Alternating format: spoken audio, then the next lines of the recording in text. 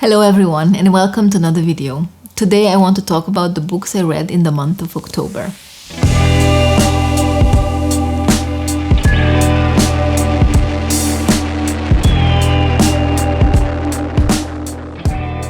I have a total of 5 books I want to talk about. The last one I actually finished today, but I only had like an hour left of the audiobook, so I'm just gonna wrap it up right now.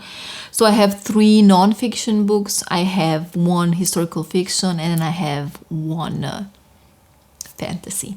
So I think I have a little bit of all. I'm a bit surprised how non-fiction heavy my reading is still, and I think it will continue so in November. So I'm kind of excited, but also I feel that my reading has slowed down. And I think that's because of these non-fiction books. I just don't seem to fly through them. Let's start with the non-fiction ones. All of these books are from the library, so I actually have to return them tomorrow. So I'm happy that I can show them to you here physically, because it just seems like I'm returning books to the library almost every single day, so I don't have them all with me for a long time. So the first book I picked up was We Too Sing America by Deepa Iyer, and subtitled South Asian, Arab, Muslim and Sikh Immigrants Shape Our Multiracial Future.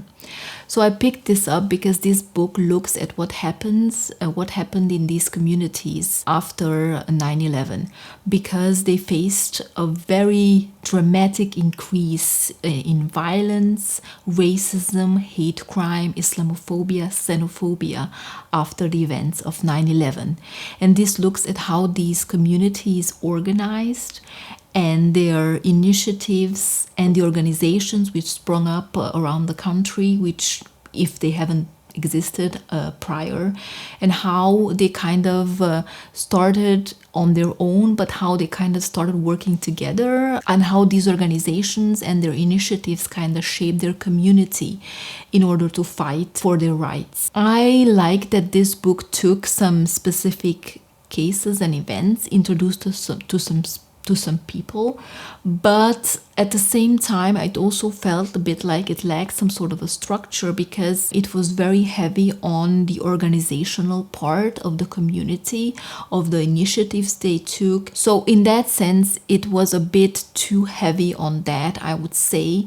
And as a complete outsider, someone not living in the US, this was a bit maybe too much for me and maybe unnecessary, but that again is just me. This book is meant for an American audience, I guess, who would have a much better understanding and knowledge. Or if you don't have any, then this would be a good introduction to these organizations, to these people and their cause. So on the other hand, this really gave you a good understanding of the difficulties these minorities faced after 9/11, and how their life completely changed basically from one day to another, how they became like enemies of the state, terrorists basically, because of how they looked and because of the minorities they pertained to, or because they looked a certain way, or they wore certain clothes, or just their faith. So overall, I think this is a great one if you're interested in what's happening and what happened to these communities and these people after 9/11. And especially I think if you're from the US and you want to know more, I think this is a good overview. The next book I read was The Dictatorship Syndrome by Alaa Aswany. So I picked this book up simply because of the title. This book looks at dictatorship like as a disease, and it looks at dictators and how they develop, and it looks at the country itself, its citizens, and how this dictatorship evolves and ultimately how it dies, because it is kind of destined to die. The dictator is destined to lose its power, I would say. It kind of analyzes the dictator, and it talks about the different stages of this dictatorship disease and how it evolves. And that just seemed so interesting to me. This looks at dictatorship from around the world. It takes examples from around the world, but it mainly focuses on Egypt since the 50s, 40s, I would say, onwards. And it's interesting that here in the beginning it says that research published in 2017 by the Freedom and Democracy watchdog organization Freedom House, using the Universal Declaration of Human Rights as its benchmark, shows that there are only 87 free countries out of 195 states covered by the study. So 89 free out of 195. And it says, and that there are 49 not free, 59 partially free countries. Out of 7.4 billion people on Earth, only 39% enjoy full freedom, 36% are deprived of freedom, and 25% live in partial freedom. So when you look at it this way, it's just astounding how many people live without their basic human rights. I loved how it gave us examples from all around the world, and as coming from Eastern Europe, it also gave examples of communism and our dictator Nicolae Ceausescu, who was killed in 89 and when communism fell. So it is something which I guess I have a bit more understanding of. I remember people telling how it was hard to talk about different stuff and not permitted because you lived in fear of the secret police. I really liked, for example, the chapter which is about the emergence of the good citizen, and it gives us a really like an example of a test or like an experiment made on monkeys. It talks about it as sort of an anecdote, not as something like a research which you really have to trust. But it basically says that they put some monkeys, 5 monkeys in a cage, and they put some bananas on top of the cage. And every time they put the banana on top, of course, the monkeys went and wanted to grab the banana. And as soon as they reached for the banana, they poured cold water on the monkeys. So after a while, the monkeys associated the act of going for the banana with the cold shower, and they just started not going for the bananas. And then at some point, they kind of took out one of the 5 monkeys and replace it with a new one. And of course, the new one also immediately went for the banana. And then the other monkeys really pulled him and beat him and stopped him from going to the bananas, because they knew that if he goes for the banana, cold water will be poured on all of them. And then slowly, all of the monkeys were exchanged with new ones, and yet no one went for the banana, even though they never experienced the cold water themselves. And this is kind of taken as an example of what a good citizen is under a dictator. I gave this 3.5, 4 stars. I enjoyed it, but I think that if I want to pick a book up with this theme, then I would maybe focus on one specific country and look at its history, and maybe look at it from the point of view of the current leader. For example, I've seen a lot of books on Kim Jong-un from North Korea, so maybe that would be interesting also to pick up. And yeah, I'm happy I found this, and I mean, I'm just crazy. Something like this I would never ever pick up on my own. I never even heard about it. So I like it because I feel that YouTube, BookTube influences a lot the books I read. So when I find books like this at the library and I read them and I like them, I'm like, I'm happy that I'm reading something else, other BookTube, non-BookTube book, I would say. So yeah. This was the second nonfiction book. And the third nonfiction book I read was We Are the Weather by Jonathan Safran Foer. Saving the Planet Begins at Breakfast.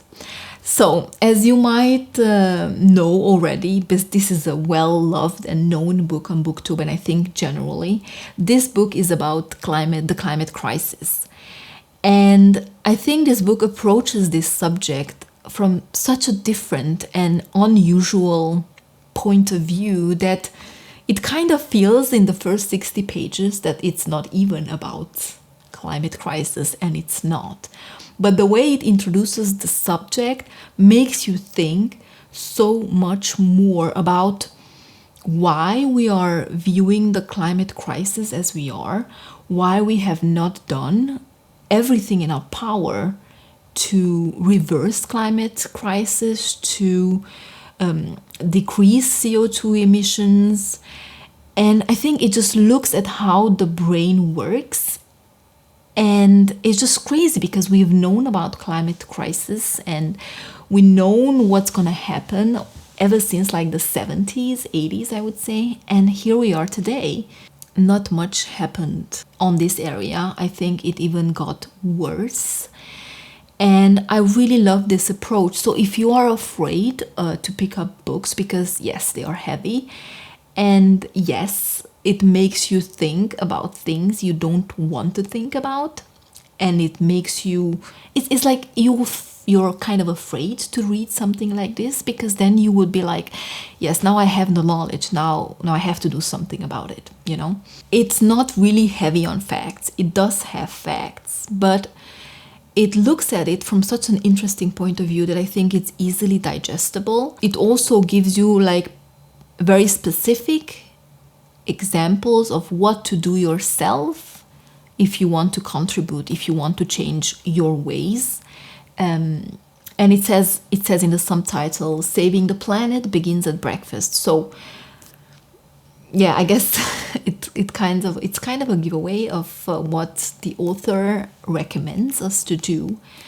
And I urge you to read this. I have other climate crisis books on my TBR, which will be much harder reads than this one.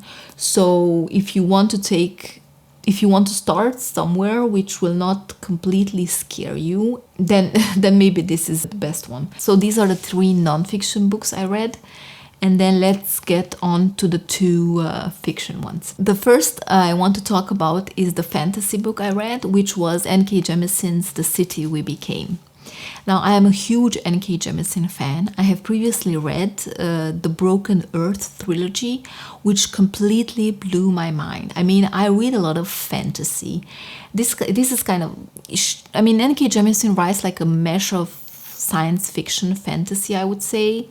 I'm not sure if there is a particular term to use or a particular genre, but I think she has these very, very unique worlds, and they're just so detailed and they feel so real. And as I said, the Broken Earth trilogy completely blew my mind. I've never read anything like that before. So of course, when I heard that she has this new book and it was available at the library, I wanted to pick it up immediately. So The City We Became is about New York. It's set in a world, our world, or very similar to our world, I would say. It's our world, but a bit more. In these worlds, there are these great cities all around the world. They have been cities which died throughout history. There are cities which are established and alive, and there are cities which are being born. And when these cities are being born, they choose a human avatar to fight for them and to ensure they will be born, because there's an enemy who wants to prevent these cities from being born. So at the beginning of this book, something happens to the avatar of New York, and which puts the birth of New York in danger. So it's up to the other avatars of the boroughs of New York to come together and kind of save the city. I really enjoyed the premise. I think it's amazing. It's unique. It's set in the real world. So if you're not really a fan of these classic fantasy books, then I think you would enjoy this one, because this feels more like an urban fantasy. Overall, I enjoyed this book, but I was not connected to it. I was not drawn to it in the same way I was drawn to all the books in the Broken Earth trilogy. I just feel that there was missing something, or there was just something wrong with how the book was structured. We followed these 5 different characters. There were a lot of different POVs, and action was just not so, it wasn't basically so much action focused. It was much more character focused. It was much more these characters coming into their own, accepting their new role as avatars of these boroughs and coming together. So it felt like a prologue to what's gonna happen next. At the same time, I really enjoyed the writing, and of course there was a lot of diversity and there was a lot of representation in this book, as it was also in her other series. And I think there were a lot of things which were kind of like spelled out a lot. So I'm quite interested in continuing with this series, and I think it's gonna be a complete different story and different action level, I would say, in the second book. The last book I read was actually one I listened to, and it was Diane Setterfield's Once Upon a River. So I heard about Diane Setterfield before. I heard about her on BookTube a couple of times, and every time someone mentions one of her books, it's just basically a rave review. I think the book most often mentioned was The 13th Tale. So, but I also heard about this one. So when I saw it available in audiobook through my library app, I picked it up, and oh boy, it was an amazing read. The audio book narrator did such a great job. I felt transported into this world, and it just swept me in every time I listened to it. It is beautifully written and also beautifully told. So this is set in the late 1800s on the River Thames near London, and it is the story of a child which was fished out of the river and which was presumed dead, but after a few hours the child opened her eyes and started breathing again.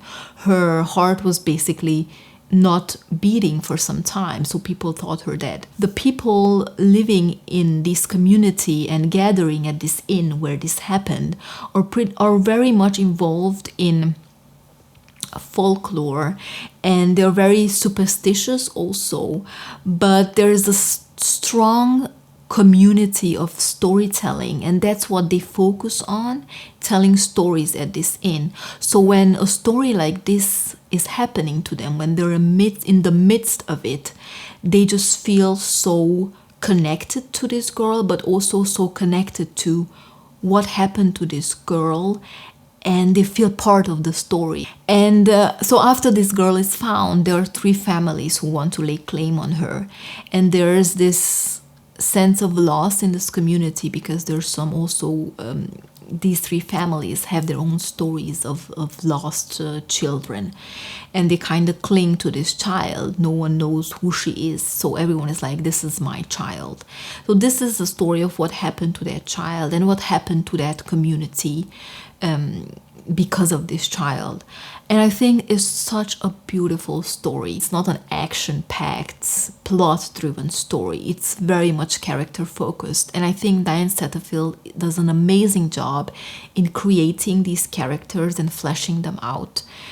Because every time I started listening, it was quite a long audiobook, so it took me some while to finish it, but every time I started listening, I was dropped back into this world instantly, and I remembered everyone. I just felt that I was in that world so vividly, and I knew those characters intimately. So as the story progresses, we get to know these characters almost one by one, and their stories and their background is kind of interconnected. So all I can say is that if you love historical fiction, I think you will definitely enjoy it. I gave it 5 stars and I highly recommend it. So these are all the books I read. It felt like kind of a slow reading month, but I read 5 books, so I think that's pretty okay. Let me know if you have heard about any of these books. I mean, I think like Once Upon a River is pretty known. Let me know if you have read it and what you thought about it. Also, have you read The 13th Tale? Should I give it a go soonish rather than later? I don't know. I feel like drawn to this type of writing because I think it lends itself perfectly to this time of the year. So yeah, thank you very much for watching, and I will see you next time. Goodbye.